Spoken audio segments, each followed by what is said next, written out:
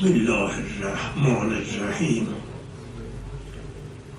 و به نستعین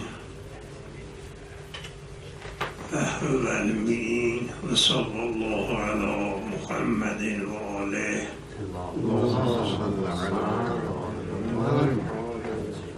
الطیبین الطاهرین و لعنت الله علی اعدائهم اجمعین.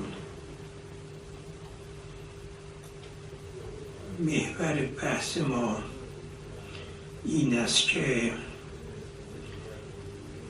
علامه برای تصحیح انا انزلناه فی لیلة القدر را شکر آن ظاهر این است که به تمام نازل شده شب قدر قائل شده که قرآن یه حقیقتی دارد. اون حقیقت یه چیزیست که به قلب پیغمبر نازل شده در شب قدر. اونجا نه لفظ است، نه آیه است، نه سوره است، نه صدر است، نه ذیل است. پس اون وقت اونی که در 23 سال نازل شده اینا چی میبینیم، درک میکنیم. برای این مطلب غیر از بحث انزال و تنزیل 7 دلیل آوردم. هر 7 از خود قرآن است. آیه اولا را دیروز خوندیم. البته این بحث ها را نوعاً، یعنی اونی که ما محور بحث ما سوره بقره بحث کردم. آیه اول میگه که کتاب احکمت آیاته ثم فصلت من لدن حکیم خبیر علیم.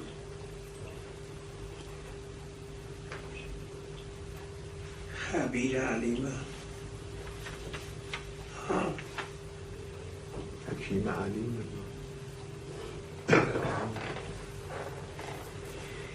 خب خبیره اون علیم.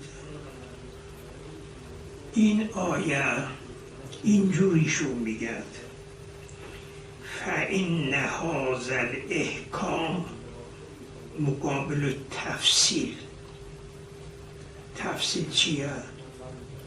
شون معنا میکند و تفصیل و جعله فصلا. اگر کتاب هایی که امروز فصل به نظرشون همین فصل، قرآن هم فصل، قبل از آنی که نازل بشود فصل نداشت.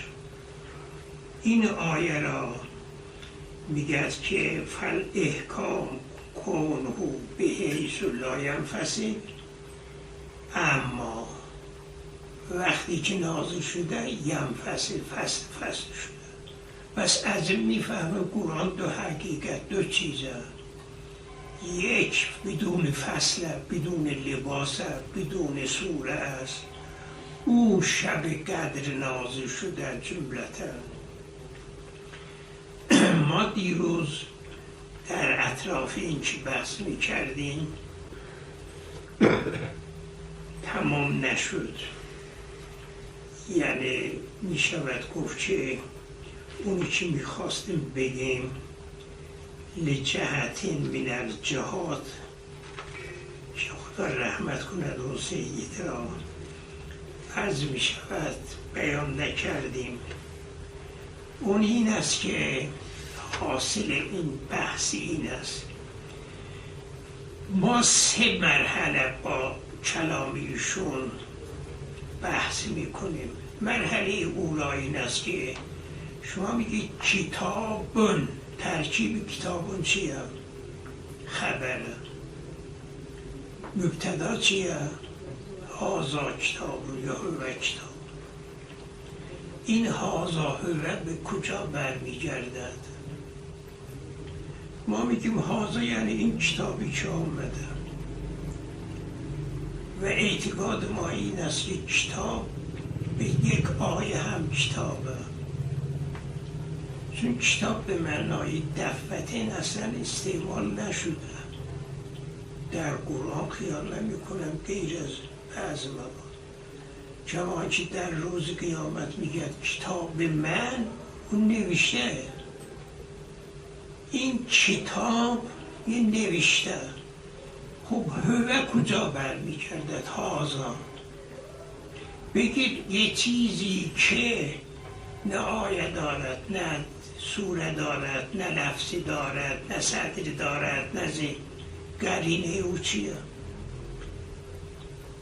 اشاره به او بدون قرینه که نشنونده میفهمد اوست. نه مفسرین در 14 قرن 12 قرن به این اشاره کردن. اولین شخصی که این حرف را میگه علامه است و دلیلش این است که این آیه سجود منطبقه به اون قرآن. پس این باید هازا یه مشار له داشته باشه. حسیلت الکلام ان کتاب خبر مبتدا محذوف هازا کتاب احکمت فعلا ما ذکره من الاشاره الى اصل القرآن یکو تکون الاشاره الیه بلا قرینه. از کجا بدانمونه؟ حضرت وقتی که این سوره را هازا کتاب را قرائت کرد به مردم فهمیدن که یعنی اون قرآن، اون عالم لوح محفوظ مثلا. بل امر یدعیه ولا یفهمه العرف و المستمع اصلا و لذا لم یحتمله احد فی القرون خالیه.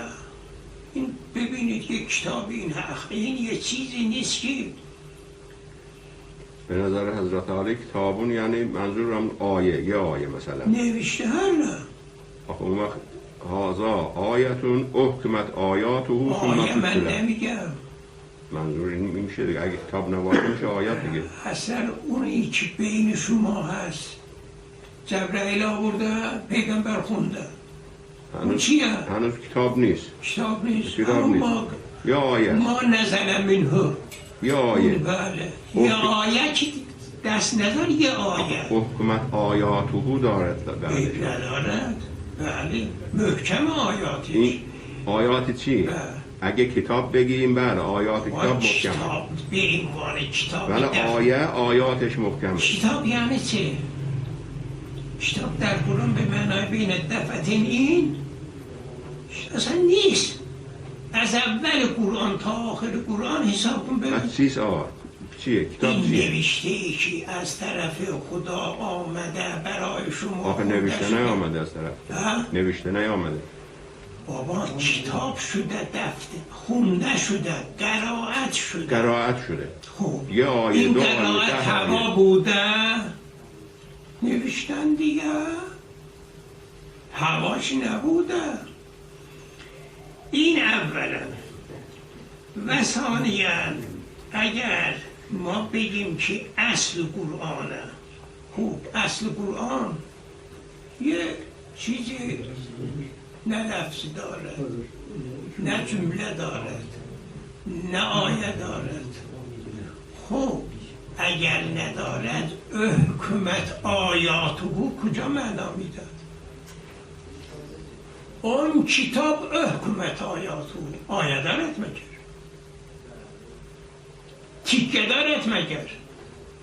شما میگید قرآن معناش این است یعنی یک حقیقتی که لباس ندارد، لفظ ندارد، آیه ندارد، جمله ندارد، سرته ندارد، یه معناست. حکمت آیاتو چیه؟ پس این را که ایشون میگن بله الذی لیس فیه ایت لفظ و آیه کیف یطلق علیه الکتاب الذی معناه المکتوب و کیف یطلق علیه آیه الذی و تیکه. آیه یعنی تیکه. احکمت آیات. این ایراد دوم است که لذا علامه وقتی که اونجا بحث میکند، وقتی که به سوره هود میرسد پس میگیرد حرفش. صراحتا خودش میگه که نه، این به اعتبار لفظه. احکمت آیاته ثم فصلت. آیات محکمه، خللی در این آیات نیست. ثم فصلت، این کتابی که آیه دارد جدا جدا. خودش صراحتا این را میگه. اگر اون حق چرا عدول کرده؟ پس اینجا وقتی که میرسد چند قول را رد میکند، اشد این کار این را هم رد میکند. انه عدل اما قاله فی سورة البقره فی تفسیر سورة هود اینجا علی ما مره فلا بأس الاستدلال بها علی مدعاه فتدبر. در اینجا خودش صراحتا در سوره هود میگه که نه، این معناش این نیست. فصلت معناش این نیست که اون قرآن تیکه تیکه شده. میگه از فصلت یعنی بیان شده. اساسا در قرآن فصل به معنای این باب اون باب، این تیکه نیست. تصادفاً اونجایی که قرآن ببینید آیات را میگه که ولو، آیه شریفه در سوره اعراف است یا فصلت یا اعراف، بله اعراف، فصلت 44. ولو جعلناه قرآنا عربیا. یعنی چه؟ یعنی اون قرآنی که به شما فرستادیم، اون کتابی که در سینه شما یا در ورقه‌های شما هرچیه، اگر عجم بود شما میگفتید چرا تفسیر نشده؟ پس تفسیر مال لفظی نیست. قرآن استعمالا تفسیر به معنای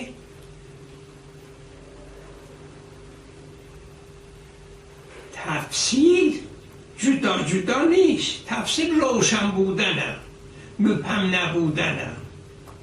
چون این آیه صراحتا اینجور میگه لو جعلناه قرآنا اعجمیا لقالوا لولا فصلت آیاته اعجمی و عربی. این کتاب عربی ما عجم، این مفصل نیست یعنی روشن نیست. پس معلوم می شود احکمت آیاتو ثم فصلت. ثم را دیروز اشاره کردیم، آقایان هم گفتن ثم لیتراخی نیست، ثم لیترتیبه، یعنی محکم و مفصل، یعنی روشن، مبهم نیست. ایشون امروز هم دو آیه را که میخوانیم، در اون دو آیه هم ظاهرا عدول کردم. حالا اون را بخوانم تا اگر لازم شد برگردم سوره یونس، سوره اعراف که آوردن، اونجا هم از گفتار خودش، چون دلیلش 7 آیه است. آیه اولا سوره هود بود، آیه دوم اعراف هست، آیه سوم یونس تا میرسیم. هازا تمام بحث، حصیله بحث در دیروز. اما آیه دوم سوم و اما الآیت الثانیه و الثالثه اللتان استدل بهما علامه مرحوم اون دو آیه را هم پشت سر همون آیه اول آورده، چون اونجا تفصیل است یه اضافه دارد.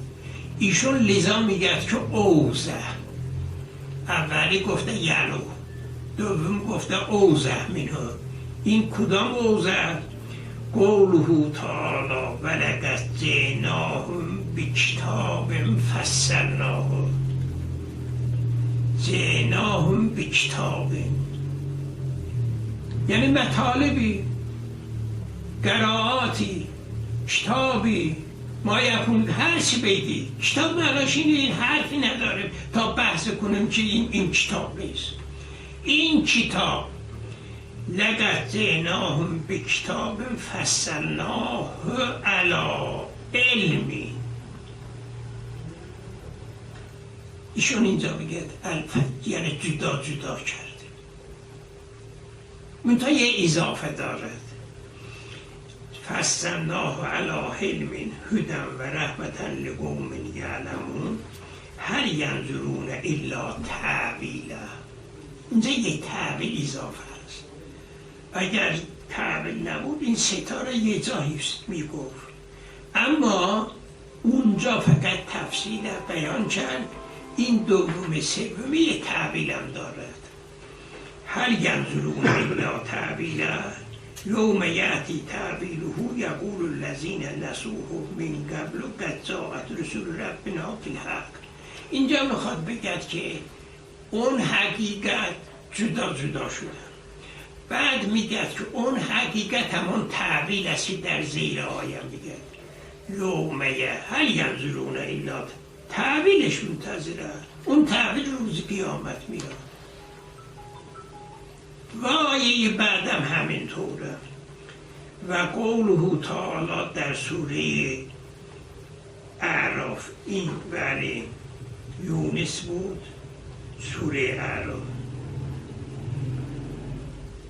نه اون اعراف این سوره یونس آوردیم 39 هست، اون 52 هست.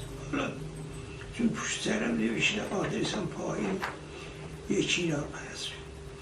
و ما کان هذا القرآن ان یفتری من دون الله. پس چیه؟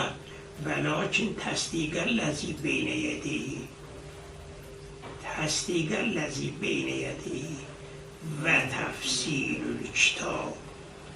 تفسیر الکتاب یعنی چه؟ یعنی اون کتاب را جدا جدا کرده. آیه تبارک. بعد میگه که بل کذبوا بما لم یحیطوا بعلمه ولما یأتیهم تأویله. تأویل نیامده. عرض کردم این دو آیه همان تفسیره یه اضافه دارد. اضافهش چیه؟ تأویله. پس این دو آیه دو چیز دارد. یک همون تفصیلی که گفتیم یعنی قرآن در عالم لوح محفوظ یک معنا هست که لفظی ندارد، لباس ندارد، لخت و اون یه حقیقت هست. دو غیر از تفصیل آیه میگد که تعویلش را اینا نمیفهمند، منتظر تعویلن، تعویل روز قیامت میاد. پس این دو آیه مثل آیه قبل دلالت میکند قرآن یه حقیقت دارد غیر از این قرآنی که دست ماست. منتها در 3 مورد میگد فصلنا، در 2 مورد میگد یأتی تأویله، یعنی قرآن اون حقیقت هم. این جدا جدا شده آمده، لباس پوشیده شده. این مطلب صراحتا ایشون عرض میشود این چنین گفته، من عبارتی ایشون را فإن الآیات الشریفه، این دو آیه یعنی چون 2-3 آیه است، فإن الآیات الشریفه خاص صورت یونس که اخیری گفتم ظاهرت الدلاله علی ان تفصیل امر طاری. تفصیل بعد آمده. تفصیل یعنی چه؟ تیکه تیکه بودن. علل کتاب، اون کتاب چه؟ در لوح محفوظ. اون خمیره اینجور جدا شده شد. فنفس کتاب شیء و تفصیل الذی یعرضه شیء. تفسیر اینایی که دست ماست، اونی که محکم است اون دست ما نیست، اونی که کتاب دست ما نیست، قابل درک ما نیست. و انهم انما کذبوا بالتفصیل. اینا چی را تکذیب کردن؟ این مشرکین بله که این کار قرآن را کردن، کدام قرآن را؟ اون قرآن را نه، این جدا شده. لکونهم، این عجیب این عبارت من سابقم نفهمیدم. لکونهم ناسین لشیء یعول الیه هذا التفسیر. اینا فراموش کردن چیزی را که این تفسیر به او برمی‌گردد. مگر او یاد گرفته بود؟ قابل یادگیری بود اصلا، مکلف بودیم به او. قبل از علامه به ما گفتن که معتقد باشید که عالم بالا یه قرآنی از کتابی هست. بله، قرآن از عالم بالا میاد، از لوح محفوظ میاد، اما اونجا به صورت کتابه نه، چون او را فراموش کردی پس این قرآن را این اصلا یه چیزه. و انهم انما کذبوا بالتفصیل من الکتاب لکونهم ناسین لشیء یعول الیه. اون عالم بالا را، قرآن را این کار کردن، برگشتشین این عرفا شاید اینجوری قائلن که قرآن به همه نازل میشه. نه نمیگه که به همه نازل میشه. ناسین دیگه یعنی به اینها اشاره به عالم زر نداره. بله. یعنی تو فطرت انسان ها معارفی بوده که اینا برمیگرده به اون معارف، ریشه هاش. قرآن باید یه چیزی در مردم باشه تا فراموش. حالا دیگه توجیه هر کار میخواد بکنه. پشت سر میگه و غافلین عنه، غفلت داره. حالا ما قبول داریم غفلت نداریم از اون. قرآن مگر حقیقتش توحید و این معارف نیست؟ مگر در عالم زر بر این معارف میثاق گرفته، عهد گرفته، منو قبول نکردن.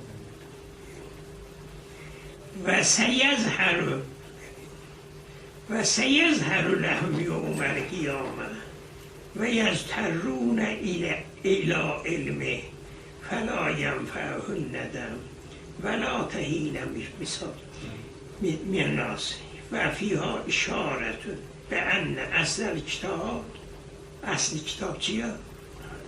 تعبیر و تفسیر کتاب.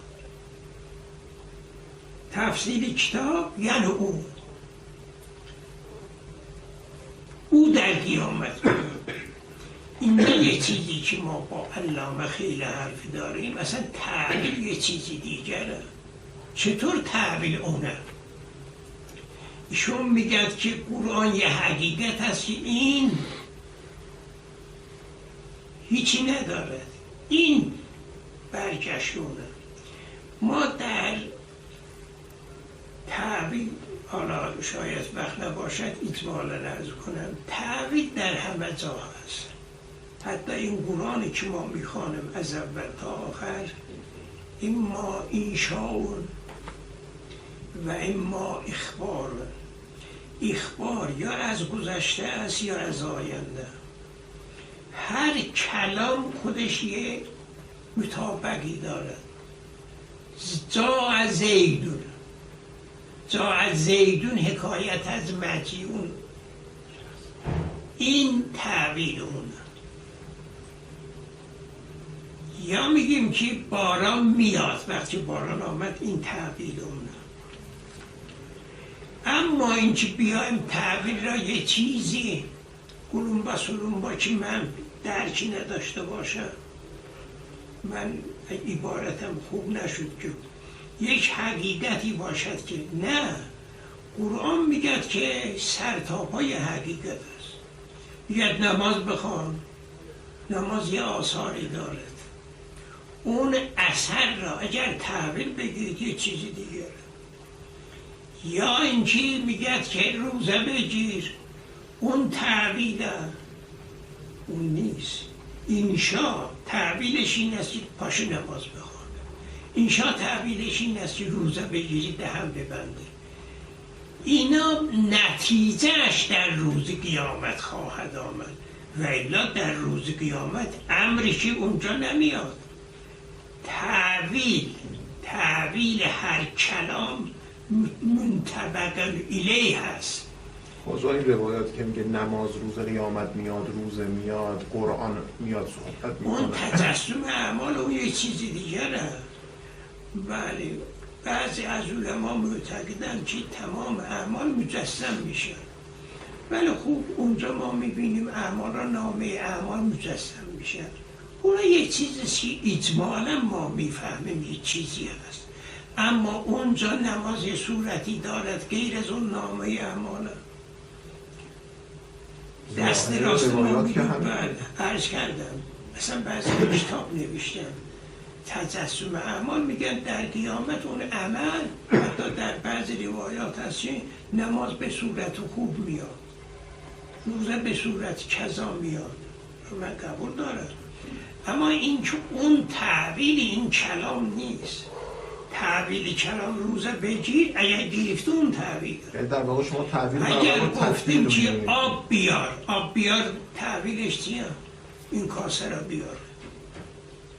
قرآن میگه نماز بخوان، تعویلش نماز خوندنه. اما تعویل اون که قرآن از او اخذ شده او باشد و هذا شیء عجیب. آقا چطور امیرالمومنین میفرماید من از بار بسم الله یه بار شطور حرف میزنم؟ بزند اون میچین حرف اون گفت تعویل. چطور امام باقر میگه من از صمد تمام علوم را میتونم؟ خوبه چه شد تعویل؟ بس مثل باران آمد مثل زید آمد نیست. این یه چیزی قابل قیاس به حرف بشر نیست که باران آمد بله باران آمد. قیاس برای فهم من و شماست. بس این یه حقیقتی دارد. به بسم الله را میگه یه بار شطور حرف میزنم. اون تعویل نیست شاخه. چیه آقا؟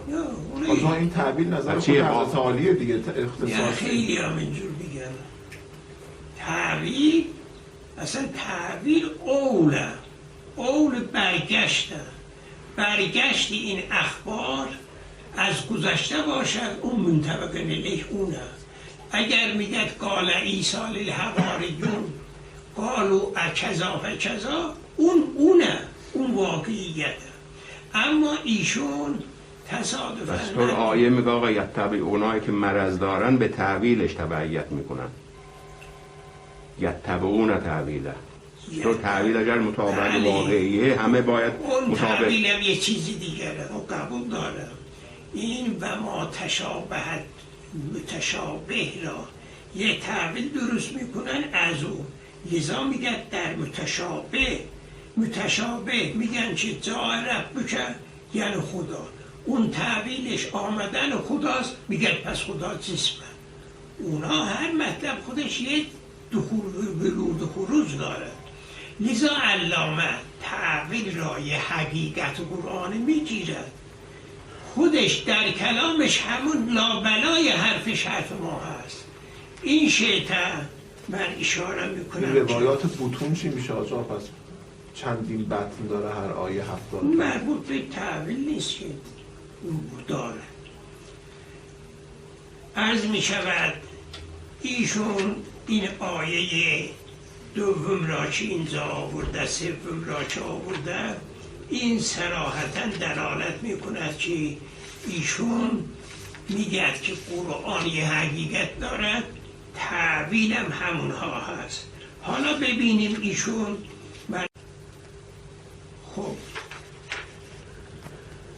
والحق اینجا آوردم که والذی یظهر من کلامه فی موارد متعدده ان تعویل هو حقیقت القرآن. تعویل میگه حقیقت قرآن.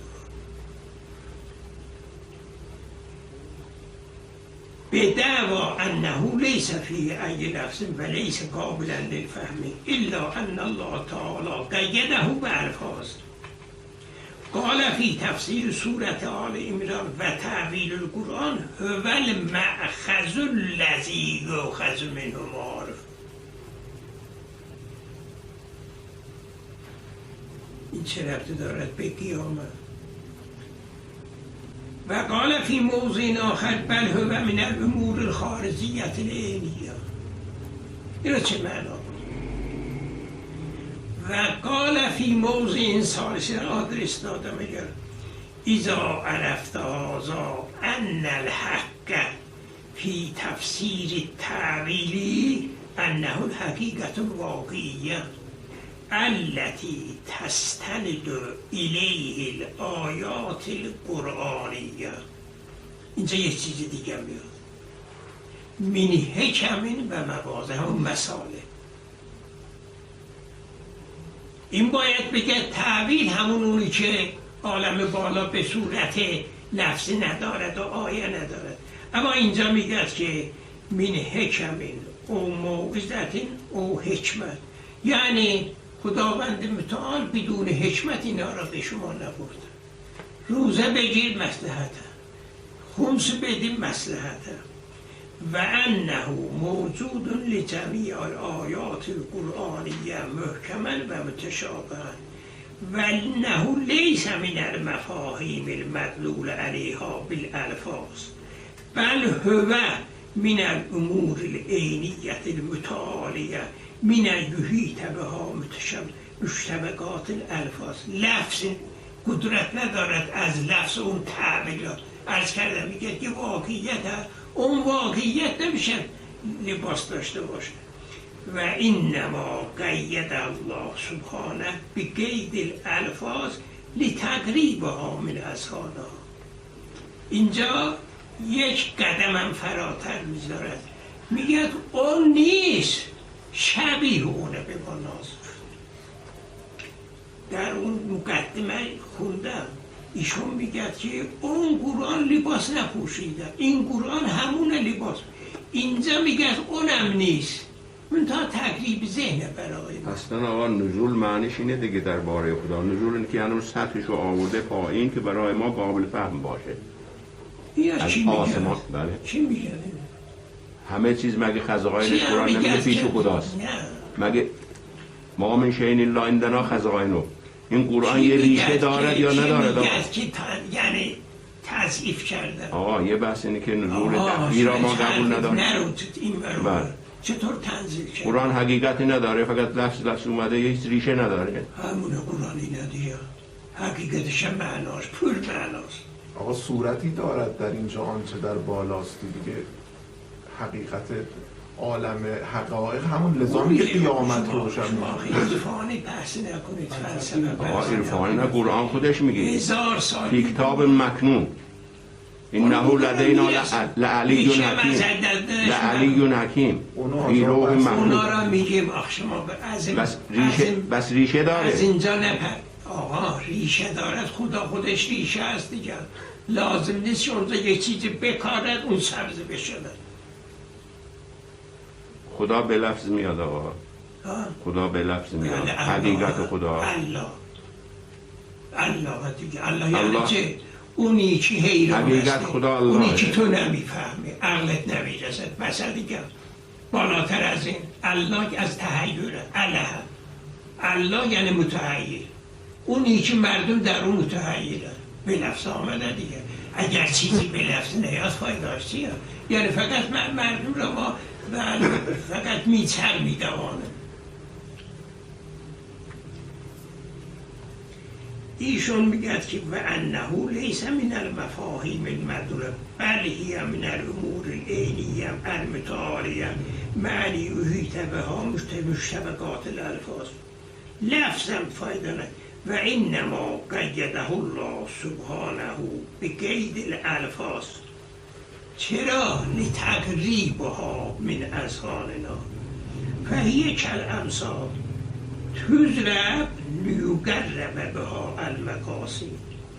و قال فی سورة البقره هل ینظرون الا تأویله و فیها اشعار به ان اصل الکتاب تأویل تفسیر کتاب.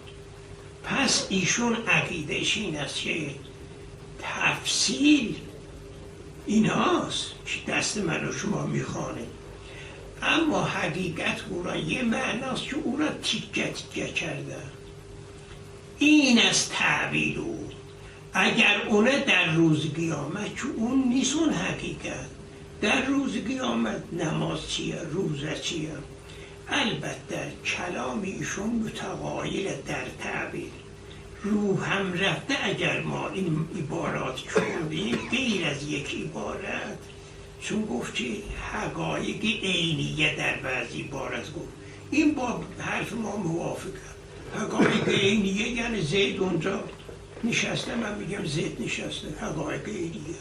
زید میاد حقایق عینیه است، باران آمد حقیقت عینیه. نماز بخوان روزه بگیر حکایت از این است که امر است و انشاء است و منطبقش امر.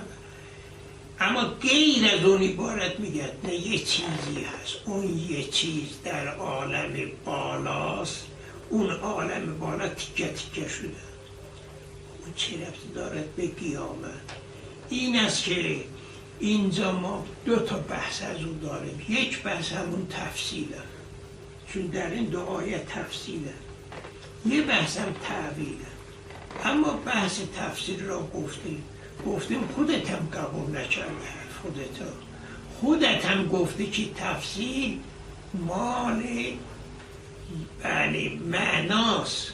در قرآن تفسیر به معنای لفظ استعمال نشده، کما اینکه اعجمیون هازا عربی اونجا گفت تفسیر.